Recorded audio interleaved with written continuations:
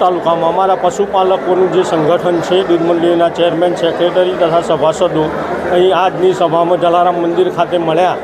અમારો એક જ પ્રશ્ન છે કે ગઈકાલે સામર ડેરી દ્વારા અમારા સાચા દૂધના ગ્રાહકો પર અત્યાચાર ગુજાર્યો અને જે પથ્થર નાખવાવાળા હતા એ બહાર ફરી છે અને નિર્દોષ અમારા પાલકો છે એમને પૂરી કાઢ્યા છે. જ્યાં સુધી ના આવું ત્યાં સુધી અને છે પૂરેપૂરો અમને ન્યાય ના મળે ત્યાં સુધી અમારું માલપુર તાલુકાનું દૂધ બંધ રહેશે. અમે અહિંસક લડત આપીશું.